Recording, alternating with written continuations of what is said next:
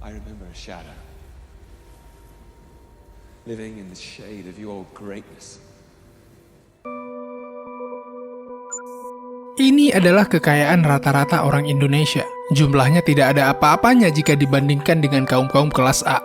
Walaupun jumlahnya berbeda, semuanya masih terlihat normal sampai orang ini yang menjadi pembandingnya. Semua orang dari sisi ini mengkambing hitamkan orang tua yang kaya, relasi, pendidikan tinggi, atau lingkungan yang memadai. Semuanya berawal dari privilege ini. Tapi bagaimana jika Elon Musk melanjutkan tidur di pagi hari, memilih untuk bermalas-malasan ketika masih muda? Bagaimana jika Elon Musk menggunakan kekayaan orang tuanya untuk berjudi, narkoba, alih-alih dijadikan modal usaha? Bukan privilege, tapi semuanya bermula dari pilihan. Dalam teori multiverse-nya Marvel, setiap pilihan-pilihan inilah yang nantinya berkemungkinan menciptakan realita baru, the multiverse. Di dalam multiverse ini, Anda akan menemukan orang yang punya wajah yang sama dengan nasib yang berbeda, atau nasib yang sama tapi dengan wajah yang berbeda. Ada pula yang punya wajah yang berbeda dengan nasib yang berbeda. Meskipun sejauh ini, belum ada yang punya wajah yang sama dengan nasib yang sama kecuali satu, Tony Stark. Dari berjuta kemungkinan yang ada, setiap versi Tony Stark di MCU selalu berakhir mati dan dikhianati. Nasib buruk ini terlihat akan terulang kembali. Tapi bukan kepada Tony lagi. Kali ini MCU akan menyasar sosok Loki. Dan menariknya, MCU telah merencanakan ini sejak belasan tahun yang lalu.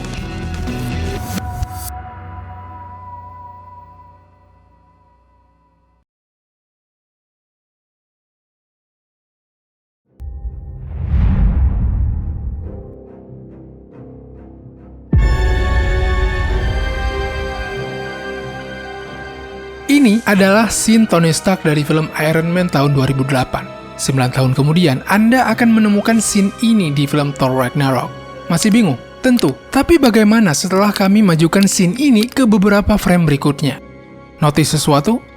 Benar, tidak ada yang serupa dari kedua karakter ini kecuali satu.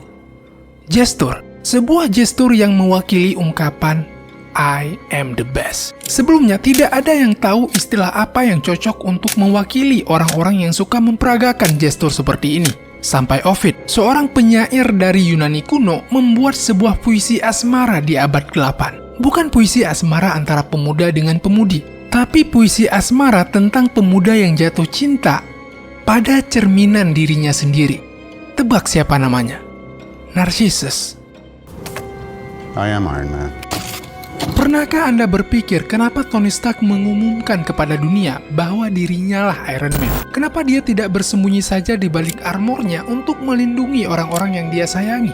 Sama halnya seperti Narcissus, Tony Stark jatuh cinta kepada dirinya sendiri. I'm the best. Tony Stark ingin orang lain mengagumi dirinya sebagaimana dia mengagumi dirinya sendiri. Sifat narsistik mendominasi kepribadian Tony Stark. Sebuah sifat yang juga mendominasi kepribadian Loki. Bukan kekuatan dan tampang, tapi Loki dan Tony Stark saling berbagi tipe kepribadian. Enough! You are all of you beneath me. I am a god, you dull creature. Tapi jika kedua orang ini memiliki kepribadian yang sama, kenapa keduanya bisa memiliki nasib yang berbeda? Ketika Tony Stark menjadi penyelamat bumi, Loki di satu sisi malah menjadi sosok yang menghancurkannya.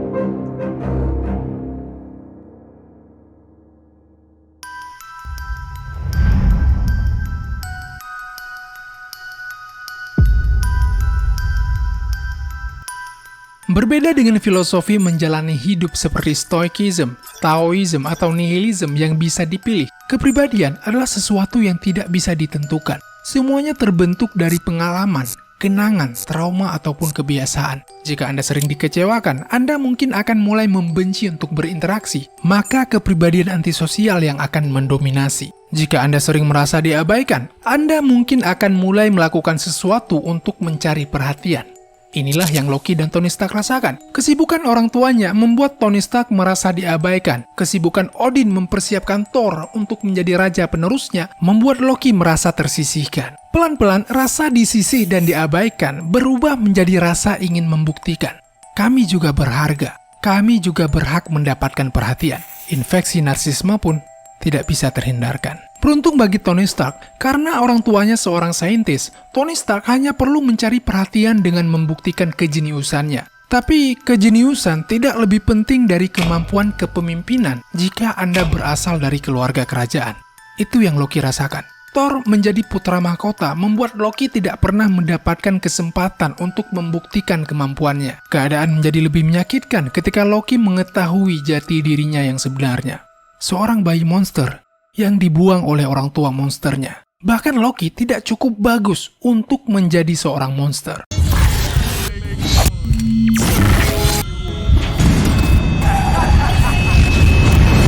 Semua kekacauan, kerusuhan, kematian, kehancuran yang Loki lakukan adalah cara lain bagi Loki untuk menyampaikan.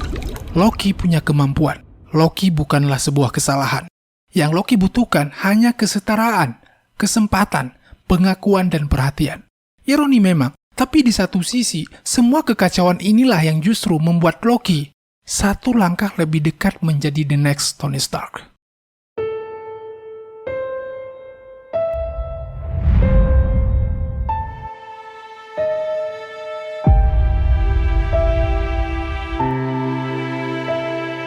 Tragedi. Itu yang membuat Tony Stark berpikir ulang tentang makna kehidupannya. Mobil mewah, rumah megah, harta berlimpah, semuanya diperoleh dari bisnis senjatanya. Bisnis senjata yang juga menyebabkan jutaan orang mati di belahan dunia lain.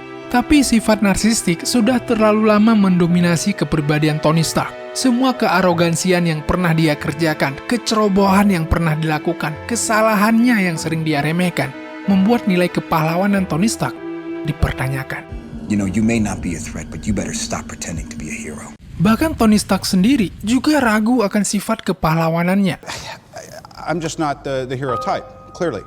Semua keraguan ini bertahan sekian lamanya sampai kematian. Itulah harga yang harus Tony Stark bayar. Semua keraguan atas nilai kepahlawanannya runtuh berantakan setelah Tony Stark memberikan pengorbanan. Kematian ibu, kematian ayah, kehancuran planet, dibenci, kehilangan kepercayaan dari orang yang disayangi, cukup membuat Loki sadar diri. Semua ini sebenarnya bisa dihindari jika batinnya tidak dibutakan oleh ego dan ambisi untuk membuktikan diri. Tapi sama halnya seperti Tony, reputasi Loki sudah terlalu cacat, penuh dengan rasa benci, caci maki, membohongi, mengkhianati. Tidak ada cara lain untuk memperbaiki ini selain berjudi dengan takdir. Loki mempertaruhkan nyawanya melawan Thanos yang ingin menghilangkan setengah populasi. Walaupun menyakitkan, tapi hanya ini kesempatan yang Loki punya untuk membuktikan. Dia tidak seperti Ronan yang gila terhadap kekuatan. Dia tidak sama dengan Malekith yang hatinya dipenuhi rasa dendam. Dia jauh berbeda dari Thanos yang dibutakan oleh tujuan. Perhatian dan kesetaraan. Itu satu-satunya hal yang Loki inginkan. Tapi sayangnya, ketika Tony Stark berkesempatan mengorbankan dirinya di hadapan banyak orang dan mati dikenang sebagai sosok pahlawan, Loki hanya berkesempatan melakukannya di depan satu orang. Orang-orang lain masih menganggap Loki tidak lebih dari seorang maniak. Tapi beruntung kali ini, Loki mendapatkan kesempatan kedua untuk memperbaiki reputasi ini. Tapi entahlah, apakah kali ini Loki dapat melakukannya di depan banyak orang layaknya Tony Stark dan mematahkan reputasi buruk yang selama ini ada di ingatan mereka? Ataukah Loki akan selamanya dikenal dengan dewa yang hidup dalam tragedi dan mati dalam keadaan disalahpahami? I am a worthy son. I wanted the throne. I only ever wanted to be your equal.